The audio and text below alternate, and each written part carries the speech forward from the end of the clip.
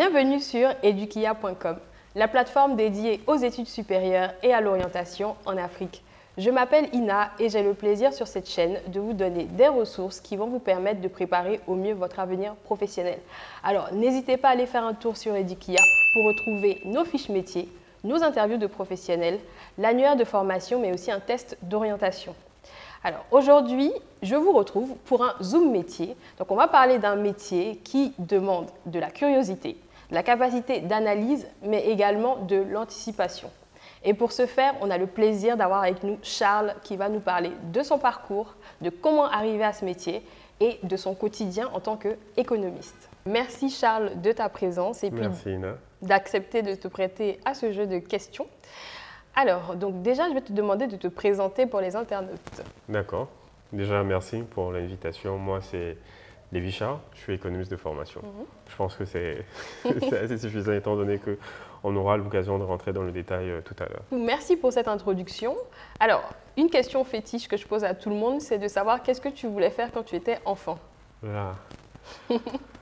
Beaucoup de choses, on va dire. Beaucoup de choses. Je sais que je suis passé par la case policier, par la case pilote, par la case architecte, par la case hacker et financier, bien sûr. Ouais. On va dire, à chaque étape de ma vie, quand j'ai eu l'occasion, on va dire, de découvrir de nouvelles choses, il y avait cette éventualité de métier qui se présentait à moi.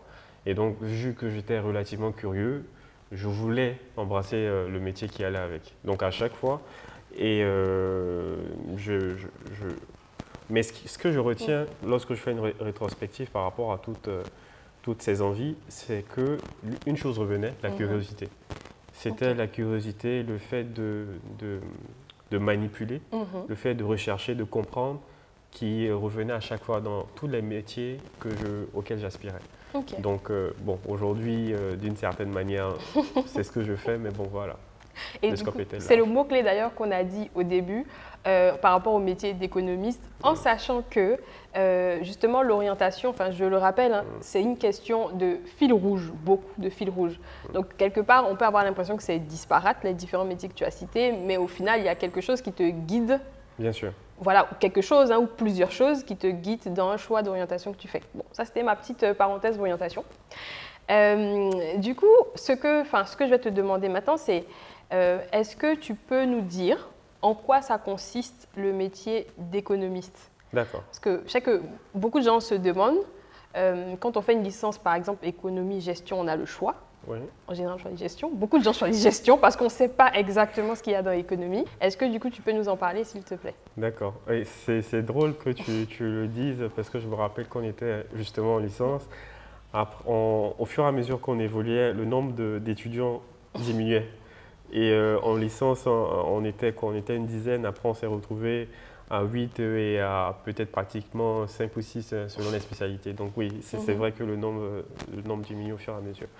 Et donc, un économiste, au fait, de façon globale, c'est celui-là même qui va, ou celle-là même, qui va essayer de comprendre l'environnement dans lequel il ou elle évolue, de sorte à faire soit des anticipations, soit à faire des recommandations. En fait, il faut dire que l'économiste, selon l'environnement dans lequel il travaille, il a une approche un peu différente. Quand je parle de l'environnement, on peut avoir un économiste qui travaille pour l'État, donc au niveau d'une entité publique. On peut avoir également un économiste qui travaille pour une entité privée. Privée en termes de société privée, une entreprise privée. Donc, vous avez des économistes à Google. Pour certaines personnes, c'est peut-être vraisemblable, ou bien invraisemblable, pardon. Mais oui, on a des économistes qui sont à Google. On a des économistes également qui sont dans des centres de recherche privés, où justement, leur approche est de pouvoir comprendre l'environnement, les enjeux du moment, pour pouvoir faire des recommandations soit aux chefs d'entreprise ou bien à l'État par rapport à des mesures à prendre pour aider le secteur privé à se développer. Et quand on est au niveau de l'État, on a besoin de créer de la richesse. Par exemple, aujourd'hui, l'une des choses qui est fondamentale en Afrique, c'est que la population est relativement jeune. Il faut réussir à créer de l'emploi.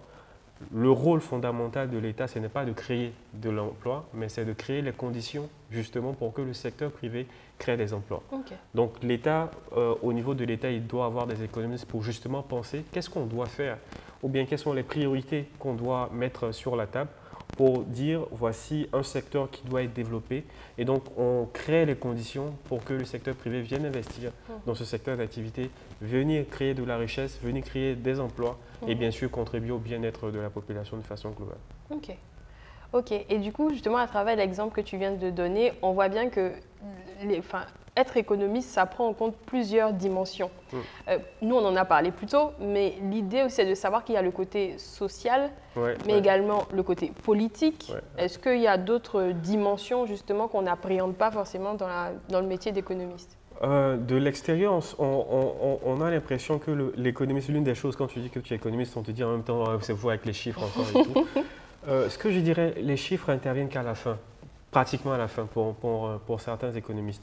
Bien sûr, il y a certains qui utilisent ça bien en amont, mais en réalité, notre position d'économiste est importante dans la mesure où on a un rôle fondamental sur l'observation de l'environnement dans lequel on évolue. Tant qu'il n'y a pas de fait, on doit donner notre point de vue. On doit donner notre point de vue, comment les choses se font et tout, mais il faut que les choses soient factuelles.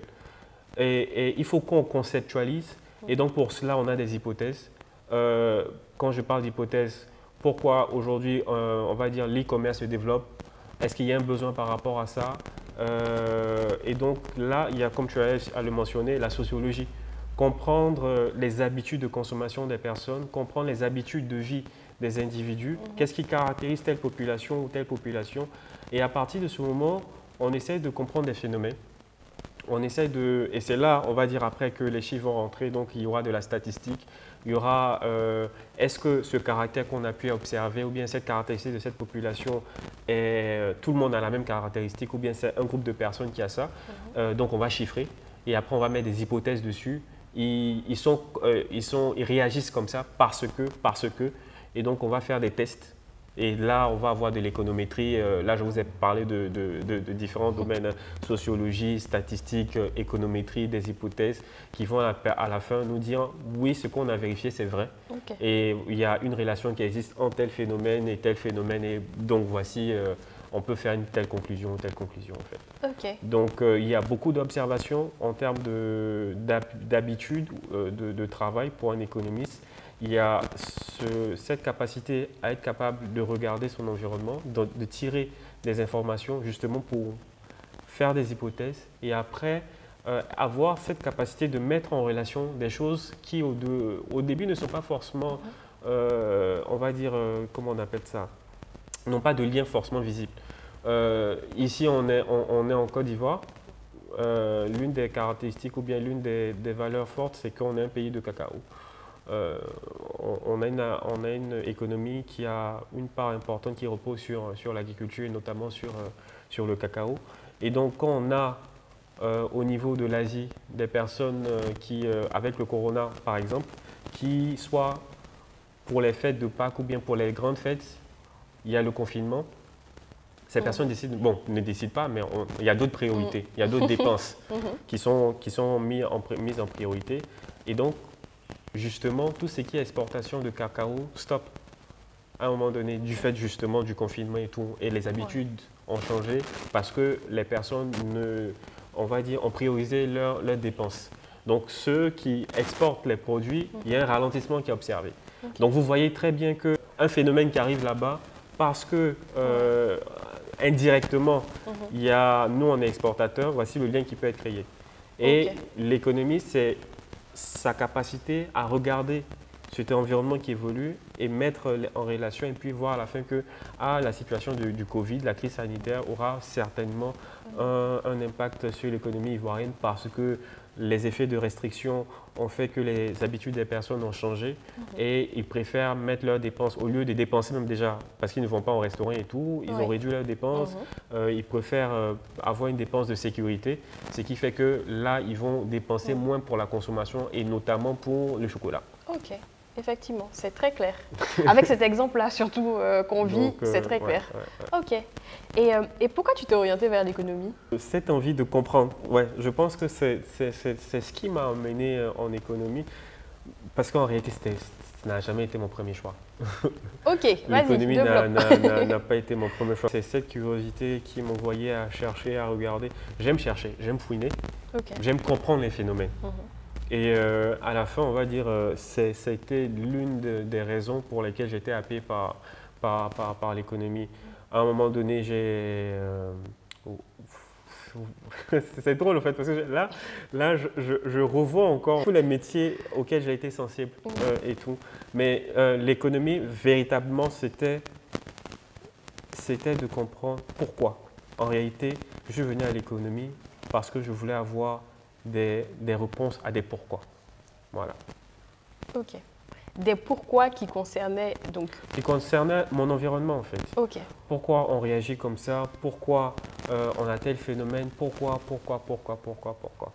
Et justement, l'économie tente des fois de répondre, tente d'anticiper pour éviter des phénomènes qu'on a pu observer dans le passé, tente d'apporter des éclaircissements pour qu'on ne refasse pas certaines choses aussi, on va dire. Tu as trouvé ce que tu cherchais? Je suis sur la bonne voie, je dirais, parce qu'après, on va dire, pour moi qui suis africain, c'est très important, dans la mesure où je pense que peut-être l'une des faiblesses, c'est qu'on a tendance à croire que l'économie n'est que théoriquement. En réalité, la théorique et la pratique sont des choses ce sont des cycles. On a besoin de théorie pour faire la pratique, on a besoin de regarder la pratique, qu'est-ce qui a marché, pour refaire une nouvelle théorie, pour justement permettre à sortir des modèles ou bien impulser le développement. Aujourd'hui, on a besoin de développement. On parle beaucoup de développement inclusif, on parle beaucoup de dette, on parle beaucoup d'indépendance, d'autonomie des pays. Mais pour cela, on a besoin de réfléchir et de trouver des solutions locales, au fait. Trop longtemps, on a voulu faire des copier-coller. Et justement, les réalités de certains continents, de certaines nations sont différentes d'entre nous.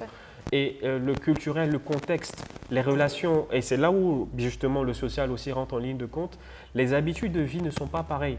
Et à partir de ce moment, on ne peut pas réagir de la même manière à différents phénomènes. Par exemple, lorsque vous prenez les paiements mobiles, leur développement, bien le boom des paiements mobiles est différent sur le continent africain par rapport à l'Europe ou comment on va dire ça, à l'Occident de façon générale. Donc on voit très bien qu'ici, on a fait un saut fondamental ou bien important en ce qui concerne l'adoption de la technologie de paiement mobile. Et il y a beaucoup encore à faire parce qu'on est très pratique, on veut de l'interaction rapide et même des personnes qui sont analphabètes arrivent justement à, comment on appelle ça, à capitaliser sur les paiements mobiles.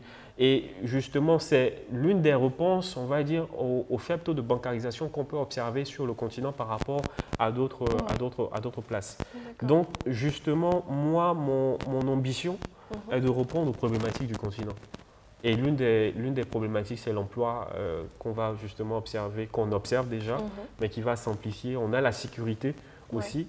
Mais si tu arrives à créer un environnement dans lequel le secteur privé se développe, le secteur privé va créer des emplois, les gens auront du revenu, ils pourront consommer, ça va créer davantage de richesses, ça va améliorer la qualité de vie des familles, ça va réduire l'émigration, ça va réduire l'insécurité qu'on peut observer sur certaines choses. Donc, tu vois très bien que cette petite chose-là, l'impact potentiel que ça a sur tout l'environnement. Comme ils disent les Américains, ripple effect, quelque part. Ok, et justement, avec les exemples que tu nous as donnés, on voit bien le côté 360, vraiment 360 de l'économiste et de l'économie. Ce que moi, en tout cas, personnellement, je n'avais pas vu comme ça dès le départ, donc très enrichissant. Et du coup, je voulais savoir quels sont les avantages, quelque part, bon, tu as déjà donné des indices, des pépites, quels sont les avantages que toi, tu trouves à faire ce métier? À part le fait que tu sois au courant de tout. Oui, ça, c'est… si c'est un avantage, parce qu'après, c'est beaucoup de travail aussi derrière. Mais l'avantage d'être un économiste, je pense, c'est justement de pouvoir interagir avec différents acteurs. Tu peux à la fois parler avec une personne du secteur privé, avec des gouvernements, avec des partenaires techniques, financiers et de développement. Tu peux parler avec comment dire, la société civile. En réalité, tout le monde est un interlocuteur. Et aussi, tu as l'opportunité de travailler dans différents secteurs d'activité.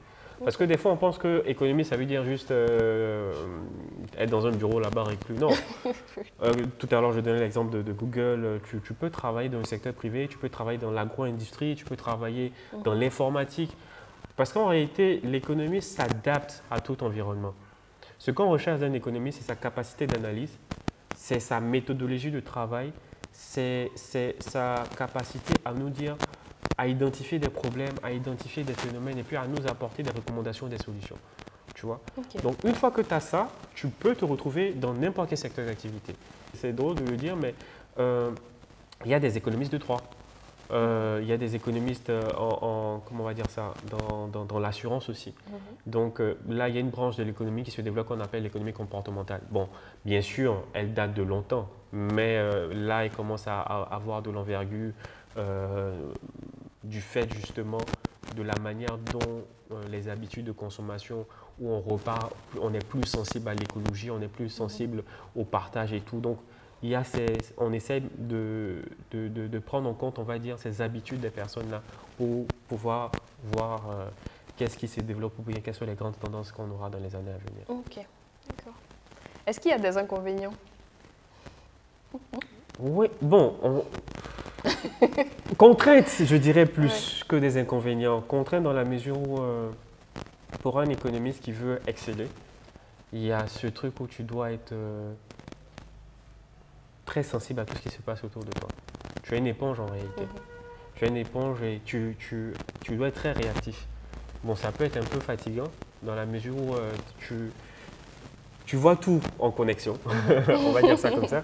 Tu vois tout en connexion. Voilà, après, les heures de travail, on va dire, passent très vite. Ah oui. Bon, quand je dis ça passe très vite, c'est tu peux travailler sans rien voir, quoi. Et donc, bien sûr, la fatigue qui peut s'en suivre et tout. Mais ça aussi, c'est quand même une manifestation du fait que tu aimes ce que tu fais. Parce que si tu n'aimais pas, je peux te dire que tu peux compter le nombre d'heures. Oui, mais bon, comme après aussi, on se dit que là, c'est de donner envie aussi, on va dire, aux personnes qui regardent, de comprendre. Et puis, Picasso disait aussi que, je pense que lui, c'est lui, quand tu fais ce que tu aimes, tu ne travailles plus, véritablement. Parce qu'après, c'est cette quête de réponse ou bien de contribuer à quelque chose qui te porte. Où tu vas sentir que tu travailles, vraiment, c'est lorsque soit les collaborateurs, les personnes avec qui tu travailles, c'est pas vraiment ça ou bien le sujet ne t'intéresse pas.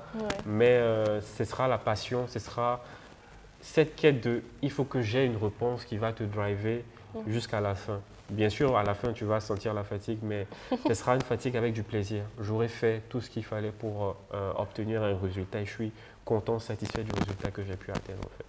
Okay. Et du coup, justement, en parlant de donner envie, parce que j'utilise le mot que tu as dit, qu'est-ce que tu pourrais conseiller aux jeunes qui veulent s'orienter vers le métier d'économiste, ou en tout cas tout ce qui touche à l'économie? Ok. Je pense que, je ne vais pas m'étaler, mais je pense que l'une des choses importantes qu'on comprenne, c'est que l'environnement dans lequel on est aujourd'hui nécessite des personnes qui sont très flexibles. Qui sont ouverts d'esprit et qui ont cette capacité de se renouveler aussi. À partir de ce moment, un économiste, pour moi, a de grandes forces en termes de réadaptation, en termes de comprendre son environnement, en termes de réorientation aussi. Parce que des fois, on rentre dans des métiers où la réorientation est quand même compliquée. Des fois, on réduit le rôle d'économiste à un professeur d'université. Dans le langage courant, quand tu parleras sur notre continent, ailleurs peut-être c'est un peu plus différent dans la mesure où tu as des économistes qui sont en banque, qui sont dans des banques d'investissement, dans des banques de détail ou qui sont dans des fonds d'investissement qui sont en train de se développer ici de plus en plus. Donc moi déjà c'est de dire qu'il y a cette capacité de réorientation qui est facile pour un économiste par rapport à d'autres métiers. Et en termes d'opportunités aussi, comme je le disais plus dans le développement tout à l'heure, c'était que tu peux rentrer dans différents secteurs d'activité. Tu peux être en agro-industrie, formuler des politiques publiques, tu peux être au niveau du secteur privé aussi, pour justement relever tout ce qui est difficulté du secteur public, pour justement créer un cadre de concertation publique-privée et améliorer ce qui ne marche pas pour que les choses fonctionnent mieux. Et aussi en termes d'opportunités de travail. Sur le continent, en termes de financement, tout le monde partait vers les banques. Mais de plus en plus, on a des private equity qui se développent, on a des fonds d'investissement qui se développent. Ce sont des opportunités dans lesquelles les économies sont une place. Okay. Tu as également, on va dire, dans les banques aussi, qui veulent justement mieux comprendre des secteurs d'activité où ils veulent investir. Donc, à partir de ce moment où elles veulent investir, donc on a besoin d'économistes, on a besoin de personnes qui sont capables d'anticiper des choses, de comprendre et puis justement proposer des produits adéquats. Donc là encore, il y a des opportunités d'emploi. Et même un économiste peut créer son emploi en termes d'accompagnement aux entreprises, en termes de suivi et évaluation, parce qu'il y a ça également que tu peux faire. Donc il y a une panoplie, on va dire, d'opportunités. Malheureusement, on n'expose pas assez ces opportunités. Et même quand on expose ces opportunités, il y a la volonté de l'individu aussi, ce que je disais tout à l'heure, à être capable de se réorienter, à être capable de dire, voici mon environnement, comment mon environnement évolue. Peut-être il faudrait que je parte là, parce que là, ça va se saturer, ça sera saturé, ou bien là, actuellement, les opportunités se tarissent. Il faudrait que peut-être je parte voir là et là. Okay. Donc, il y a et je pense que ça ne se résume pas seulement pour l'économiste, mais la flexibilité du travail dans les 20 prochaines années est capitale. Je suis tout à fait d'accord. Là, en fait, pour n'importe quel métier, il n'y a plus moyen de rester dans son petit coin et puis de faire la même chose pendant 70 ans. C'est fini. Donc, ça, c'était avant. Il faut penser autrement. Il faut comment on va dire ça? Il faut prêter. Aller emprunter dans d'autres secteurs d'activité, décider de dire ça, peut-être voilà comment ça marche ailleurs, moi comment je peux faire ça dans mon secteur d'activité, ou voilà. Mais dire que c'est ce que j'ai appris à l'école qui va rester… Là, la Covid nous a montré très bien comment les choses peuvent évoluer, peuvent être fracassées. Donc après, c'est ce renouvellement qu'on doit avoir au quotidien. Ouais. Et moi, du coup, je veux parce que quand même revenir à ton côté parcours. Qu'est-ce que tu as fait à l'école pour en arriver là? Ok. De façon classique, bon, j'ai fait quoi? Le bac? Bac C, Okay. Ouais, bac scientifique. Mais en économie, tu as la possibilité d'avoir des gens qui ont fait D, même A. Mais bon, quand je dis A, c'est un bac littéraire. Scientifique et littéraire. Même si dans le parcours, on va dire, quand tu vas rentrer à la fac, il y aura un peu de maths, il n'y aura pas un peu, il y aura des maths. Oui. il y aura des, ouais, soyons honnêtes. Il y aura de la technique. Mais en réalité, les personnes qui veulent apprendre, parce que on va dire, c'est un atout pour les personnes qui ont fait ça avant, mais ça peut être quand on reprend, bon, pas totalement à zéro, mais il y a une mise à niveau pour chacun pour justement continuer tous pour permettre de se perfectionner après. Et en économie, on pense que c'est que des sciences. Mais même des sciences, en fait, et c'est là, je pense qu'on se trompe beaucoup, les scientifiques lisent. Heureusement. Parce que… et même, ils écrivent. Voilà. Si tu ne comprends pas la langue dans laquelle tu veux t'exprimer, si tu ne sais pas t'exprimer, tous tes calculs seront vains. Parce qu'on ne saura pas, ta recommandation, tu tiens par quoi? Voilà. Tu as fini de faire tes calculs, oui, ça. Mais comment j'arrive à convaincre un gouvernement, comment j'arrive à convaincre un chef d'entreprise que c'est cette solution qu'il faut mettre en place? Parce que justement, j'aurais montré ma démarche scientifique. Mais au-delà de ma démarche scientifique, il y aura eu ce discours, ce storytelling qui le convainc à la fin de la journée. Donc, bien sûr, on voit très bien que c'est un avantage important pour un économiste de savoir écrire, de savoir parler, de savoir présenter. Et du coup, en fait, si je reviens à ton parcours, parce que du coup, ce que je veux savoir, c'est en gros, tu as fait l'université. Oui, J'ai fait quoi? Bon, bac C, j'ai choisi j'ai fait une école privée ici à Abidjan, 2 universités privées. La dernière c'était les FUPA, Faculté d'Université privée d'Abidjan, où j'ai fait mon master d'économie. Un économiste à la fin de la journée, il peut travailler partout. Ok. Banque mondiale, comment on appelle ça? Le Fonds monétaire international, le PNUD. Donc, toutes les organisations internationales, l'OMS, il a l'opportunité de pouvoir travailler là-bas. Voilà. Le champ est vaste et il y a différents horizons que vous pouvez explorer après avoir fait des études en économie. Et maintenant, on va parler plutôt du côté pratique de la chose. Alors, ce que je souhaiterais savoir, c'est, alors, quand je débute en tant que junior économiste, potentiellement, quelle est la fourchette de salaire que je peux demander? Effectivement, je rappelle tout le temps, on est à Abidjan, on est à un instant T. C'est un avis subjectif aussi, et puis de ce que tu connais du marché. Quelle est la fourchette que je peux demander sans être trop peu, ni trop… En fait, la difficulté de la question est liée surtout à l'utilisation de l'économiste dans l'environnement dans lequel il va partir. Il peut être professeur, il peut aller en banque, il peut aller dans une agence, comment on va dire ça, dans un cabinet conseil. Il peut aller dans une entreprise privée même en fait, pour aller faire, comment on va dire ça, du monitoring, du suivi évaluation. Et donc en réalité, c'est selon la fiche de poste de l'entreprise, la grille salariale des nouveaux venus, qui n'est pas forcément liée à, comment on va dire ça, au métier, mais à la position que tu occupes dans l'entreprise. Donc c'est un peu délicat quand même, je pense. Même si de façon globale, lorsqu'on est dans le domaine purement financier, on va dire les eaux de 200, 400, l'intervalle peut être pour un junior un début au fait. Ok. Voilà. C'est bien, c'est clair, c'est précis. Alors, en termes d'évolution, parce que du coup, tu as parlé justement des débouchés en termes d'organisation, d'entreprise ou voilà, où on pouvait travailler. Je veux savoir maintenant, quand tu es économiste, donc on a parlé du junior, ainsi de suite, est-ce qu'il y a des échelons, il y a des grades et c'est quoi peut-être le poste, on va dire, ultime Là encore, bon après, quel que soit, quand on reste typiquement dans l'environnement, soit d'un cabinet conseil ou comment on va dire ça, d'un organisme international, il y a le poste de junior, après on te confirme, tu as la possibilité d'être senior. Économie senior, après tu as la possibilité d'être chef de département, directeur de service, ce genre de choses.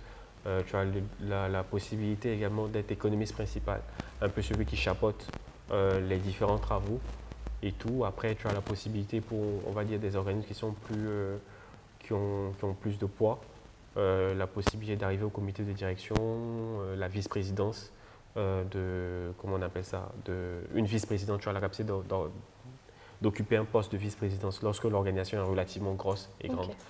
Et donc, il y a, on va dire, selon l'organisation, il y a vraiment un parcours qui est possible de faire.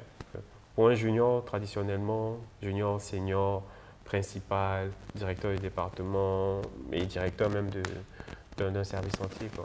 Et ça, c'est vraiment comme tu as dit, si on veut rester dans le côté en entreprise, parce que voilà, on peut aussi être indépendant. Tu peux être indépendant, tu peux être aussi, si tu vas être professeur, assistant, comment on appelle ça, assistant maître de conférence, voilà, tu as toute la panoplie après qui est possible de faire. D'accord. Chaque corps on va dire, de profession, voilà, je pense que chaque corps de profession a ses règles.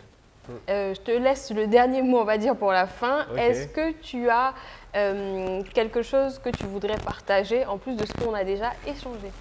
Curiosité, flexibilité, la culture. Par culture, je mets dedans culture générale, je mets culture de son environnement, culture des autres environnements pour justement aller chercher ce qu'on n'a pas, qui peut être bien ici, ou bien ce qui n'a pas marché là-bas, qu'on ne doit pas faire. La quête de l'économiste ou bien du futur économiste, c'est ça. Là, si bien sûr il y a des étudiants qui nous suivent, pour moi la chose essentielle, c'est de rester très à l'affût de l'information, de l'actualité, de ce qui se passe. Ce n'est pas seulement le journal télé qui nous dit ce qui se passe, hein. Même la manière dont on réagit sur les réseaux sociaux, on interagit pour quelqu'un qui est un futur économiste, ça peut être des éléments qui vont l'aider dans son travail futur.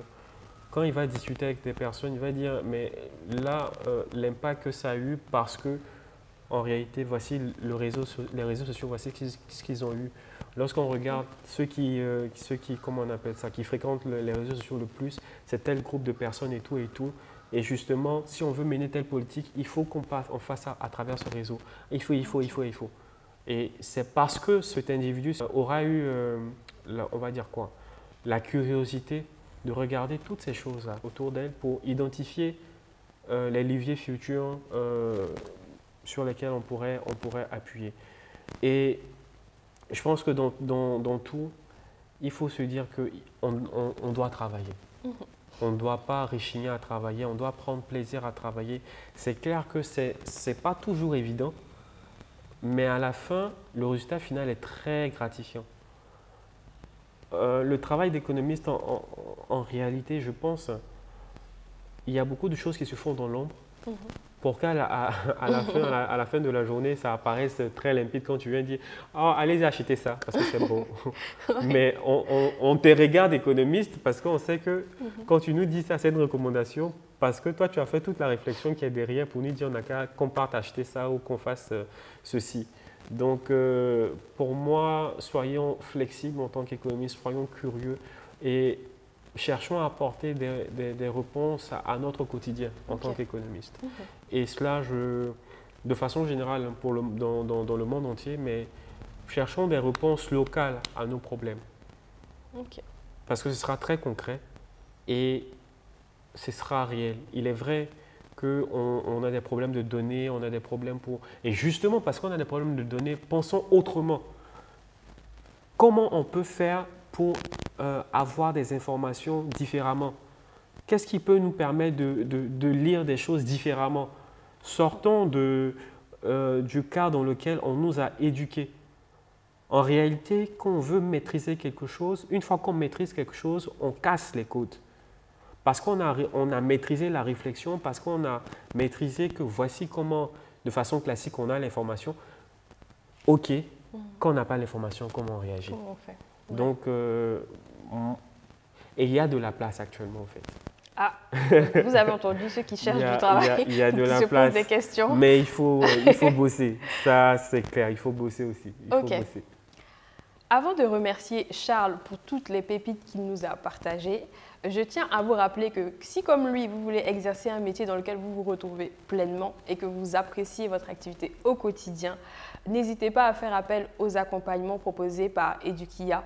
Donc, vous allez sur edukia.com/coaching et vous avez toutes les informations sur comment trouver le métier qui vous correspond, mais aussi préparer votre future insertion professionnelle. Vous avez aimé cette vidéo, n'hésitez pas à vous abonner à la chaîne de Edukia, à la partager et à liker. Alors, nous espérons qu'aujourd'hui, vous avez découvert justement le métier d'économiste dans les détails et qu'il a suscité des vocations. Je me tourne maintenant vers Charles. Alors, je tiens à te remercier pour ta présence, pour ta disponibilité et tout ce que tu as partagé sur ton métier, mais aussi les exemples concrets que tu as donnés, qui permettent, à mon avis, en tout cas à tous ceux qui vont écouter et regarder cette interview, de mieux se situer par rapport au métier d'économiste. Merci. C'était un plaisir pour moi de participer. Et bonne chance à cette plateforme que j'encourage d'ailleurs et puis bon vent pour la suite. Merci. Je vous donne rendez-vous pour un prochain Zoom métier sur edukia.com. En attendant, je vous dis à très bientôt.